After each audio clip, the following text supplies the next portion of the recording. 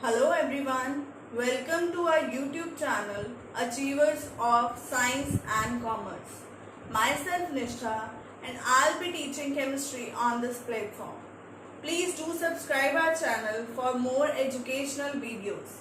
So today we are going to start with the chapter Chemical Kinetics of Class Plus 2. Chemical kinetics class plus 2 में सबसे पहले हमें name से clear होना चाहिए केमिकल कैनेटिक्स है क्या है केमिकल कैनेटिक्स का मतलब क्या है, हमने इस चैप्टर में करना क्या है। सो केमिकल कैनेटिक्स नेम से पता होना चाहिए that branch of science, that branch of chemistry which deals with the rate of a chemical reaction, मतलब रिएक्शन की रेट कैसी है, स्पीड कैसी है, फास्ट है, स्लो है, किस तरह से उसका रेट जो है वो डिपेंड करता है। ठीक है, कौन कौन से फैक्टर्स हैं जो केमिकल रिएक्शन को के रेट को चेंज करेंगे। ठीक है, वो सारी चीजें, उनके मैकेनिज्म्स, उनके फैक्टर्स, वो सारी चीजें जो ब्रांच ऑफ केमिस्ट्री डील करती है, that is called chemical kinetics.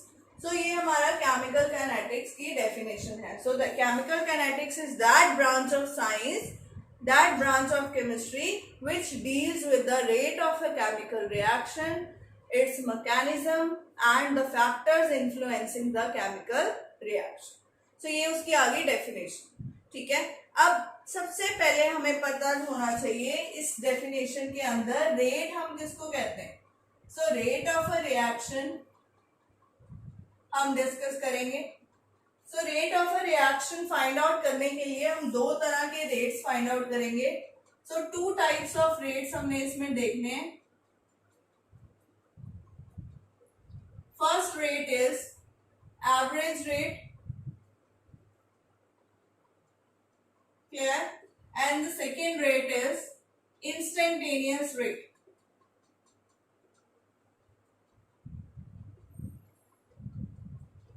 सो अब इन दोनों को हम टर्न बाय टर्न डिस्कस करते हैं कि एवरेज रेट क्या है और इंस्टेंटेनियस रेट क्या है। सो रेट डिस्कस करने से पहले हमें दो चीजें क्लियर होनी चाहिए कि जब कोई भी रिएक्शन होती है, अगर हम इधर कंसंट्रेशन ले रहे हैं विद टाइम, ठीक है, तो क्या होता है, द कंसंट्रेशन ऑफ रिएक्टेंट की जो कंसंट्रेशन है वो होती है डिक्रीज, और जो प्रोडक्ट है उसकी कंसंट्रेशन क्या होती है विद द टाइम इंक्रीज। क्यों? क्योंकि रिएक्शन अगर फॉरवर्ड डायरेक्शन की तरफ जा रही है तो रिएक्टेंट जो होंगे दे विल फॉर्म प्रोडक्ट्स। तो जैसे जैसे इनकी कंसंट्रेशन कम होती जाएगी, इनकी कंसंट्रेशन बढ़ती जाएगी, यही होता है। ठीक है, तो इसको इस फॉर्म में लिख सकते हैं। अगर हम एवरेज रेट की बात करें, so let us discuss the average rate first. Average rate के केस में अगर हमारे पास कोई रिएक्शन है जिसमें रिएक्टेंट्स आर फॉर्मिंग प्रोडक्ट्स, ठीक है, रिएक्टेंट प्रोडक्ट्स बना रहे हैं, हमने रिएक्टेंट की कंसंट्रेशन ले ली कैपिटल आर, और साथ में स्क्वायर ब्रैकेट लगाना जरूरी है। Square bracket represents the concentration of reactant. अगर आप स्क्वायर ब्रैकेट नहीं लगाओगे तो वो उसका कोई मतलब नहीं होगा। Product means square bracket of product, concentration of product. So अगर हम इसका रेट ऑफ रिएक्शन लिखें, कैसे आएगा, rate of reaction will be equal to delta, पहले तो इसकी डेफिनेशन क्लियर होनी चाहिए। रेट ऑफ रिएक्शन है क्या, concentration of change in concentration of reactants or products, change in concentration of reactants or products divided by time taken for the reaction. Rate of reaction की definition is change in concentration of reactants or products divided by time taken. तो ये है। अब concentration of reactant मैंने आपको अभी बताया decrease हो रही है, अगर डिक्रीज होगी तो delta R will be negative, इसकी वैल्यू क्या आएगी, नेगेटिव। सिमिलरली अगर प्रोडक्ट्स की बात करें, प्रोडक्ट्स की कंसेंट्रेशन इंक्रीज हो रही है तो delta P will be positive. अब डेल्टा का क्या मतलब है, सपोज डेल्टा आर की वैल्यू ले रहे हैं, that is R final minus R of initial, initial concentration of R and final concentration of R, दोनों का डिफरेंस। अब मैंने बोला ये डिक्रीज हो रहा है, मतलब फाइनल इसकी कम वैल्यू होगी। अगर ये कम है ये ज्यादा है तो आंसर ऑब्वियसली नेगेटिव आना चाहिए। सिमिलरली डेल्टा पी की बात करें अगर, तो इट विल बी प्रोडक्ट की फाइनल कंसेंट्रेशन माइनस प्रोडक्ट की इनिशियल कंसेंट्रेशन। अब प्रोडक्ट तो इंक्रीज ही हो रहा है ना, तो फाइनल वैल्यू ज्यादा होगी, सो डेल्टा पी की वैल्यू क्या होगी, पॉजिटिव ही रहेगी। Clear now. अब ये तो बात आ गई कंसेंट्रेशन की। ओवर क्या है, टाइम टेकन। अब टाइम टेकन मतलब सपोज हमें बोला है 10 सेकेंड्स आपके पास टोटल टाइम है रिएक्शन के लिए, 10 सेकेंड्स में बताओ क्या रेट। सो 10 सेकेंड्स मीन्स 0 से लेके 10, तो delta T, delta T means delta T क्या हो गया, 0 टू टी का डिफरेंस। अब T2 माइनस T1। क्लियर। अगर हमने जीरो इनिशियली 0 से स्टार्ट किया तो वो डिफरेंस ले लेंगे। सिमिलरली इधर भी क्या आएगा, डेल्टा टी, एंड ये दोनों रेट्स आपस में इक्वल होते हैं। और लिखा ना, इसकी फॉर्म में भी लिख सकते हैं और इसकी फॉर्म में भी लिख सकते हैं। So this will be the rate, that is change in the concentration of reactant over time taken और change in the concentration of product over time taken. So अब बात करते हैं इनके यूनिट्स की। सो रेट का यूनिट क्या होगा, कंसंट्रेशन का यूनिट क्या है, कंसंट्रेशन का यूनिट इज मोल पर लीटर, और टाइम का यूनिट, ऐसा यूनिट सेकेंड है तो इसका यूनिट आ जाएगा मोल पर लीटर पर second. So this is the unit for rate of a reaction. So this is the average rate. अब इसको हम एवरेज रेट क्यों बोल रहे हैं, एवरेज मतलब कि जब पूरी रिएक्शन परफॉर्म हो चुकी है, एंड में हमने उस रिएक्शन का एवरेज रेट निकाल लिया। अब हमें नहीं पता कि 5 सेकेंड्स में 5th सेकेंड पे वो स्पीड अप था, 6th पे था, 7th पे था, हमने एवरेज स्पीड या एवरेज, जैसे एवरेज स्पीड निकालते हैं ना एंड में, वैसे ही हमने एवरेज रेट निकाली। ठीक है। अब एवरेज रेट के बाद हम इंस्टेंटेनियस रेट भी निकाल सकते हैं। इंस्टेंटेनियस रेट की बाद में बात करते हैं, उससे पहले एक चीज और यहाँ पे बतानी है। अगर रिएक्टेंट और प्रोडक्ट के आगे कोई नंबर लिखा हो, फॉर एग्जांपल हमारे पास ये रिएक्शन है A+2B फॉर्म C+D, तो यहाँ पे A के आगे तो कोई नंबर नहीं है बट B के आगे है, तो ये number, this number is called stoichiometric coefficient. So stoichiometric coefficient जो भी होगा रिएक्टेंट में या प्रोडक्ट में, वो इसके आगे डिवाइड हो जाएगा। सो अगर हम लिखेंगे डेल्टा बी की कंसेंट्रेशन है ना ओवर डेल्टा टी, तो बी के साथ आगे माइनस हाफ आएगा। माइनस क्यों आएगा, क्योंकि ये रिएक्टेंट है।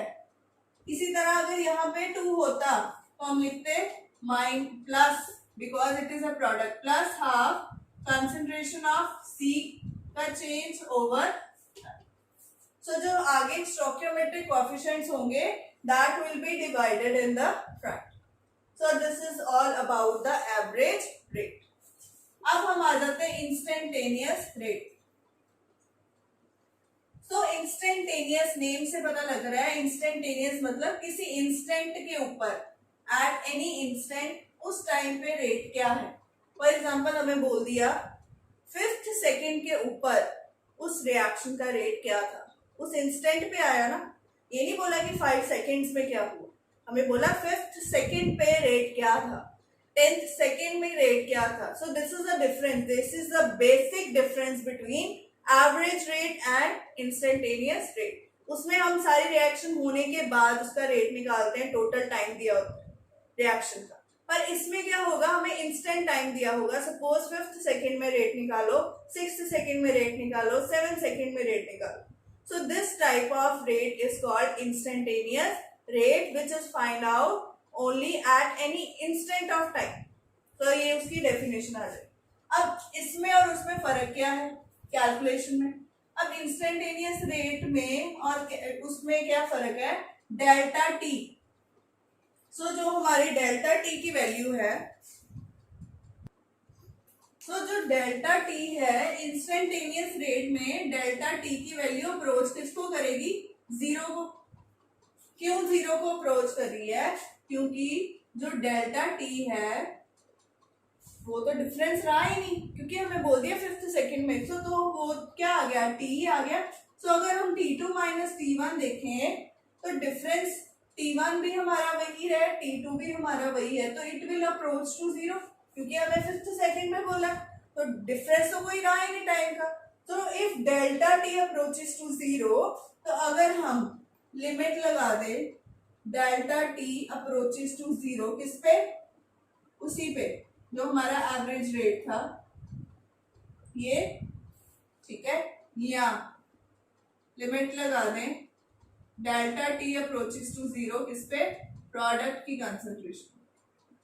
अगर इन दोनों पे अगर हम लिमिट अप्लाई कर दे फिर क्या होगा, delta will convert into derivative that is D by D T, so it will convert, so rate यहाँ पे क्या होगा, minus D by D T of R की concentration is equal to plus D by D T of P की concentration.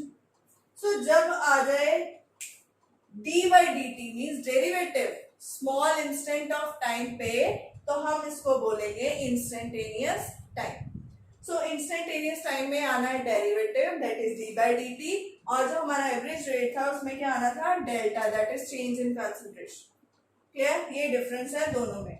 अब जो coefficients होंगे इसमें भी आगे मल्टीप्लाई हो जाएंगे।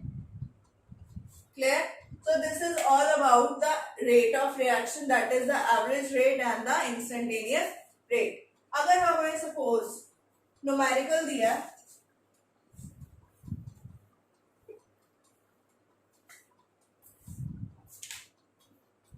या रिएक्शन दी है, सपोज NO2 प्लस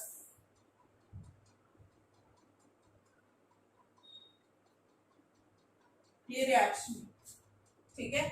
अब इस रिएक्शन का रेट लिखना है, so it will be equal to इसकी concentration, so minus D by D T of NO2 की कंसंट्रेशन, माइनस क्यों आया, रिएक्टेंट था, इज इक्वल टू इसकी भी सेम आएगी, ये तो छोड़ दो, is equal to plus D by D T of N2O4 की कंसंट्रेशन। सो इस तरह से हम किसी भी इक्वेशन में रेट कैलकुलेट कर सकते हैं। ये आपस में इक्वल होते हैं, तो अगर एक ही वैल्यू हमें दी हो तो दूसरे से इक्वेट करके हम ये कैलकुलेट कर सकते हैं ना। ये तो आ गई रेट ऑफ रिएक्शन की बात, ठीक है। अब हम आ जाते हैं अगले टॉपिक पे, that topic is law of mass action. So next topic is law of mass action.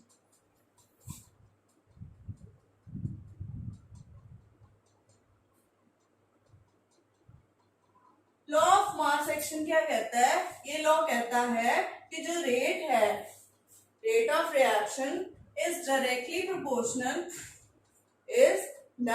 Proportional to the concentration product of the reactants, ठीक है।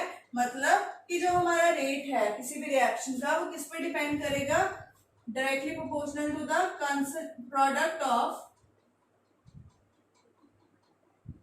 concentrations of reactants। जितने रिएक्टेंट्स हैं उन सबकी कंसंट्रेशन का प्रोडक्ट कर लेंगे तो वो हमारा क्या आएगा, रेट ऑफ रिएक्शन। अब प्रोपोर्शनैलिटी के साइन को हटाने के लिए हमें कोई कांस्टेंट लगाना पड़ेगा, that constant is k,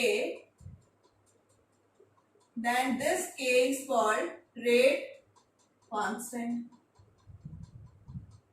this k is called rate constant. So अब k की वैल्यू जो आ गई वो क्या आ गई, इन दोनों पे डिपेंड करती हुई। तो अगर हमें k को डिफाइन करना है तो k will be equal to what, rate of reaction when concentration of A and concentration of B is unity. So इसकी डेफिनेशन क्या लिखोगे, रेट कांस्टेंट, या इसको स्पेसिफिक रेट भी बोलते हैं।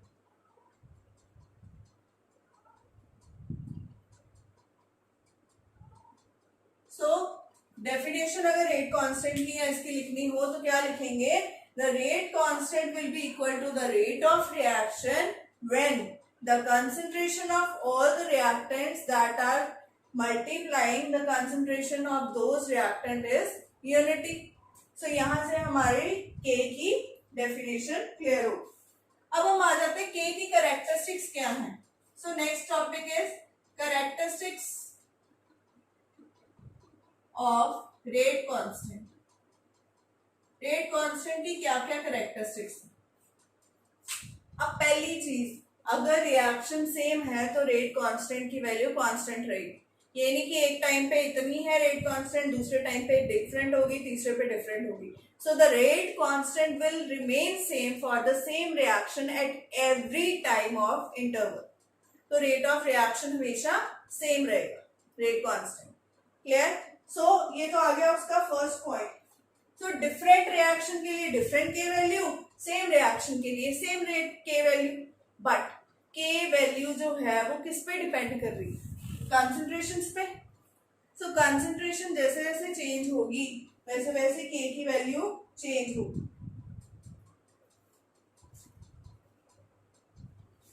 But it is independent of concentration also. मैंने बोला क्यों? क्योंकि ये रेट ऑफ रिएक्शन पे तो डिपेंड कर रही है, पर इनकी तो वैल्यू हमने 1 कर दी ना, तो कंसंट्रेशन पे डिपेंड नहीं करेगी, बट टेम्परेचर हमें कांस्टेंट रखना पड़ेगा तब। तो ये उसका आगे, अगर हम फिक्स टेम्परेचर रखेंगे तो के की वैल्यू कांस्टेंट रहेगी, चेंज नहीं होगी विद कंसंट्रेशन। क्योंकि मैंने बोला कि रिएक्शन जो है, एक रिएक्शन का रेट कांस्टेंट सेम है, पर अगर रिएक्शन हो रही है तो मतलब कंसंट्रेशन ऑफ रिएक्टेंट्स तो चेंज होएगा। अगर वो चेंज होगा तो रेट कांस्टेंट भी चेंज हो जाएगा, अगर उस पर डिपेंड होता हुआ तो। पर मैंने बोला वो उस पर डिपेंड नहीं करेगा क्योंकि वो हमेशा कांस्टेंट रहेगा at fixed temperature. So this is the rate constant. Now अब हम डिफरेंस करते हैं, difference between the rate of reaction and the rate constant. So इन दोनों में क्या डिफरेंस है? Rate of reaction and rate constant. पहले तो सबसे पहले इनकी डेफिनेशंस क्लियर होनी चाहिए। Clear? So rate of reaction क्या है? It is the speed of reaction with which the reaction is proceeding in a particular direction. So इसमें क्या होगा? It is the speed with which the reactants are converted into products, तो उसको हम क्या बोलेंगे? Rate of reaction. But the rate constant की definition क्या थी? रेट कांस्टेंट की डेफिनेशन थी कि the rate constant will be equal to rate of reaction when the concentration of reactants is unity. So first point इनका दोनों का क्या आएगा? Definition. So it is a speed of reaction. Speed of reaction with which reactants are converted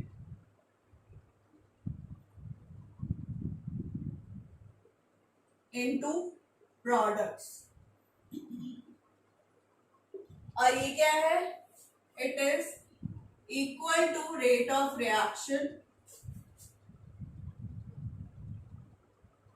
when concentration of reactants is unity. पहला difference definition आ गई। Second, ये concentration पे depend करता है, डिपेंडेंट ऑन कंसंट्रेशन इसकी, रिएक्टेंट्स की, और ये independent of concentration. Clear? Third, इसके यूनिट्स क्या थे? मोल पर लीटर पर सेकेंड, यही थे इसके यूनिट्स। ठीक है? और जो रेट कांस्टेंट की यूनिट है ये किस पे डिपेंड करेंगे? रेट कांस्टेंट के। It depends on order. Order क्या है ये हम डिस्कस करते हैं अभी, पर फिलहाल के लिए ये इसके यूनिट्स जो हैं ये इस पे डिपेंड करेंगे कि कौन सा ऑर्डर की रिएक्शन है। फोर्थ, इसका सिंबल रेट ऑफ रिएक्शन का क्या था, एक्सप्रेशन क्या था, D by D x by D T, यही था सपोज, ठीक है। और ये इसकी क्या है सिंबल के। So this was the difference between the rate of reaction and the rate constant which we have discussed already. Now अब हमने डिस्कस करने फैक्टर्स अफेक्टिंग, कौन कौन से फैक्टर हैं जो रेट ऑफ रिएक्शन को अफेक्ट कर रहे हैं। So the next topic is factors affecting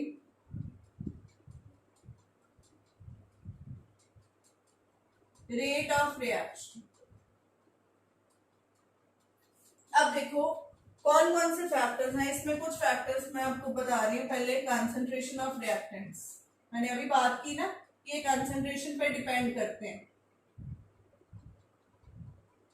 अब कैसे, फॉर एग्जांपल आयरन की रस्टिंग की रिएक्शन हो रही है, ठीक है। अगर हम रेनी सीजन में देखें जिसमें मॉइस्चर बहुत ज्यादा होता है, ठीक है, तो रिएक्टेंट की कंसंट्रेशन बढ़ेगी क्योंकि वाटर जो है, water is one of the reactant in case of rusting of iron. तो अगर वाटर की क्वांटिटी बढ़ गई तो रस्टिंग उतनी फास्ट होएगी। So if we increase the concentration of reactants, the rate of the reaction will automatically increase, because जितने ज्यादा रिएक्टेंट होंगे उतने ही प्रोडक्ट बनेंगे। Clear? So with the increase of concentration of reactant, the rate of reaction will also increase. So first point तो clear हो गया। Now second point is temperature। अब देखो टेम्परेचर जो है, जब टेम्परेचर देंगे सपोज किसी रिएक्टेंट को, तो उसमें क्या होगा, एनर्जी बढ़ जाएगी, एनर्जी इंक्रीज हो जाएगी। अब एनर्जी इंक्रीज होगी तो वो फास्ट रिएक्शन करेंगे, फास्ट रिएक्शन करेंगे तो उससे प्रोडक्ट भी हमारा फास्ट बनेगा।